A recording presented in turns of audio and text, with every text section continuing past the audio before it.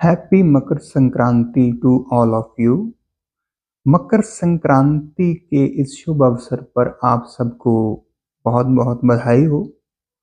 जैसा कि ये एक त्योहार के रूप में हमारे भारत में मनाया जाता है, अलग अलग स्टेट्स में अलग अलग नाम से इस दिन इस त्योहार को मनाते हैं। और हम लोग जो भी त्योहार मनाते हैं, क्योंकि हमारा जो देश है इसे त्योहारों की धरती कहा जाता है, तो लगभग देखा जाए तो हर महीने कोई ना कोई त्योहार आता ही रहता है। अगर हम मकर संक्रांति की बात करें तो संक्रांति से भाव क्या है। पहली बात कि ये एक खगोलीय घटना है, या ज्योतिष के पॉइंट ऑफ व्यू से देखें तो जब सूर्य देव, जो ज्योतिष के 12 घर होते हैं, हर महीने वो अपने घर को चेंज करते हैं, नेक्स्ट घर में जाते हैं, तो उस ट्रांजिशन को, उस जाने के फेज को, घर बदलने को जो है वो संक्रांति कहा जाता है।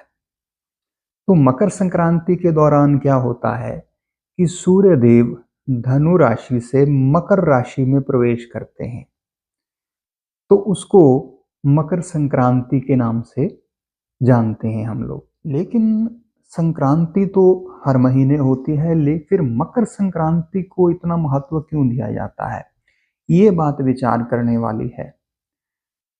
असल में होता क्या है कि संक्रांति से पहले हम भाव समझें। संक्रांति का भाव है चेंज होना, ट्रांजिशन पीरियड, जब कुछ बदलाव होता है। मकर संक्रांति के दौरान बेसिकली होता क्या है कि ऋतुओं के अंदर बदलाव होता है। जो शीत ऋतु होती है, ठंडक होती है, वो अपनी चरम सीमा पर होती है, और जब सूर्यदेव मकर राशि में प्रवेश करते हैं उसके बाद मौसम बदलना शुरू हो जाता है। या इसको यूं भी कहा जाता है कि सूर्यदेव दक्षिणायन से उत्तरायण हो गए। बाकी मैं इसकी डिटेल में नहीं जाऊंगा। इसको इस तरह से भी देखा जाता है क्योंकि ज्योतिष के अंदर जो सूर्य हैं वो पिता के कारक कहे जाते हैं। भाव कि सूर्य से ही जो है सब कुछ उत्पन्न हुआ। साइंस भी ये कहती है कि सूर्य ही हमारा ऊर्जा का स्रोत है। जैसे एक पिता होता है, वो परिवार का ऊर्जा का स्रोत होता है, उसी से आगे संतति उत्पन्न होती है ना, उसकी संतानें होती हैं, आगे परिवार चलता है, तो वो परिवार के लिए ऊर्जा का स्रोत है। इसी तरह से जो सूर्य है वो हमारे पूरे इस गैलेक्सी का, जिसमें हम रहते हैं, वो ऊर्जा का स्रोत है। उसी की वजह से हमारी धरती पर जीवन फल फूल रहा है। तो होता क्या है, जो मकर राशि है ये शनिदेव की राशि मानी जाती है, जो कि सूर्य के पुत्र कहलाते हैं।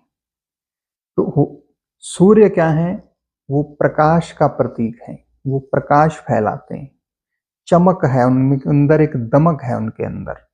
और जो शनिदेव हैं वो अगर आप देखें, उनको एक काले रंग के रूप में जो है वो चित्रित किया जाता है। असल में है क्या, जहां पर प्रकाश का अभाव है, अब इसका थोड़ा आध्यात्मिक पॉइंट ऑफ व्यू समझेंगे कि जब प्रकाश का अभाव हो जाता है तो वहां पर अंधकार हो जाता है। जहां प्रकाश आ जाता है वहां अंधकार नहीं रह पाता है, अंधकार वहां से दूर हो जाता है। शनिदेव से लोग असल में अक्सर डरते हैं। क्यों डरते हैं? शनिदेव कर्मों की सजा देते हैं, और कर्मों की सजा क्यों मिलती है इंसान को, क्यों डरता है इंसान?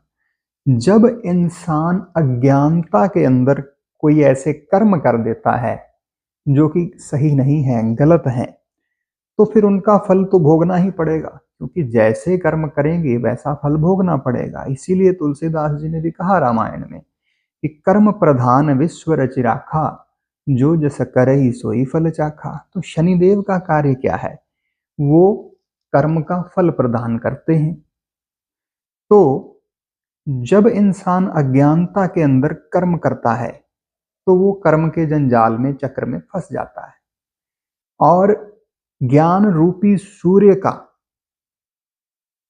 वहां पर आना, भाव की अज्ञानता का दूर हो जाना, अंधकार का दूर हो जाना, इसीलिए इसका महत्व है। और जब अंधकार दूर होता है तो क्या होता है, इंसान के भीतर जो ज्ञान के सहारे वो कर्म करता है, तो अज्ञानता के जो कर्म है वो छोड़ देता है। तो क्या है, उसका जीवन रूपांतरित होने लग जाता है, चेंज होने लग जाता है। तो इसी चीज का प्रतीक है ये मकर संक्रांति, भाव की जीवन के अंदर चेंज। क्योंकि जैसे ही सूर्य देव इसमें आते हैं मकर राशि में, तो क्या है, ऋतुएं चेंज हो जाती हैं। ठंड जो था, जो ठंड थी, शीतलता थी, कोल्डनेस थी, एक स्थिरता थी, यूं जड़ के मारे लोग बैठे रहते हैं ठंड में ठिठुर करके, खुल के कार्य ही नहीं कर पाते। वो ऋतु चेंज होती है और सब कुछ बदलने लगता है, फिर बसंत आती है। तो ये ऋतुओं का चक्र है, इसके हम डिटेल में नहीं जाएंगे। तो जो प्रकृति है वो खिलने लगती है, वो फलने फूलने लगती है। जो प्रकृति है वो लहलहा उठती है, मुस्कुरा उठती है। तो यही चीज है, इस बात का प्रतीक है ये।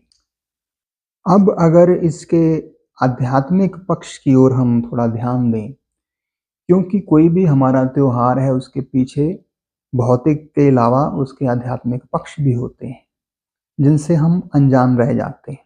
जैसे सूर्य हमारे बाहरी संसार के अंधकार को दूर करता है, ऐसे ही हमारे जो भीतर का अंधकार है उसे जो सूर्य दूर करते हैं उन्हें ज्ञान सूर्य कहा जाता है। भाव की ज्ञान सूर्य किसको कहा जाता है, गुरु को कहा जाता है। क्योंकि कबीर जी इसके बारे में बहुत स्पष्ट बताते हैं। कहते गुरु का अर्थ क्या होता है, कहते गु और रू दो शब्दों से के मेल से बना है ये गुरु। तो कबीर जी कहते हैं गु अंधेरा जानिए, रूह कहिए प्रकाश, अज्ञान तम मेटे ज्ञान से, गुरु नाम है दास। कि भाव की वो अपने ज्ञान के द्वारा जो शिष्य है या जो स्टूडेंट्स हैं उनके भीतर के अज्ञान को, उनकी अज्ञानता को वो दूर करते हैं ज्ञान के प्रकाश से। इसीलिए आध्यात्मिक जगत के अंदर जो गुरु हैं उनको सूर्य के समान माना जाता है। तो ये जो संक्रांति का समय है, भाव की जब भीतर हमारे ज्ञान उत्पन्न होगा तो जीवन में रूपांतरण होगा, चेंज आएगा। तो इसी चीज का, इसी प्रकाश का, अज्ञानता के दूर होने का जो प्रतीक है ये हमारा पर्व है मकर संक्रांति। तो उम्मीद है आप इस चीज को अच्छे से समझे होंगे। अगर फिर भी मेरी ओर से कोई कमी रह गई हो, कोई बात समझ में ना आई हो, तो आप कमेंट्स करके ज़रूर मुझे बता सकते हैं। I will try to make it more clear.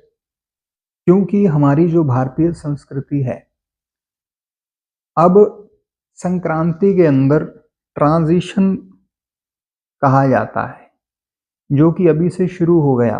लेकिन हमारा जो अगर देखा जाए ध्यान से, तो नया साल जो है, नववर्ष कब से मनाया जाता है भारतीय संस्कृति के अनुसार, जब हम बैसाखी का पर्व जब हम मनाते हैं, उसके उस समय में जब होली आती है ना, उस समय हम कहते हैं कि हमारा नववर्ष शुरू हुआ। जबकि ये जो दिसंबर के बाद जनवरी आता है तो इसको हम हैप्पी न्यू ईयर बोलते हैं सब एक दूसरे को। ये वेस्टर्न कल्चर है। इसमें अगर देखा जाए तो कुछ भी चेंज नहीं हुआ, बल्कि इतना ठंडक, बिल्कुल सब चीजें जड़वत हो जाती हैं। कोई इंसान काम करने का देखा जाए तो मन नहीं करता है ना। इसमें कोई चेंज नहीं है, सिर्फ एक कैलेंडर की तारीख चेंज होती है, एक महीना चेंज होता है और कुछ नहीं। जबकि हमारी संस्कृति के अंदर जो चेंज होता है वो पूरी ऋतु ही बदल जाती है ना, एक नया सेशन शुरू होता है।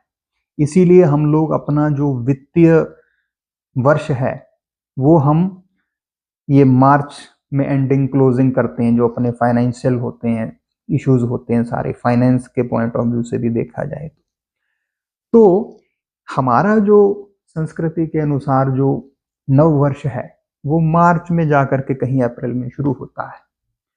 तो ट्रांजिशन का भाव क्या है, मकर संक्रांति क्यों इंपॉर्टेंट है, क्योंकि इस यहां से ऋतु चेंज होना शुरू करती है। एक ट्रांजिशन होनी भाव की चेंज होना की शुरुआत हो जाती है।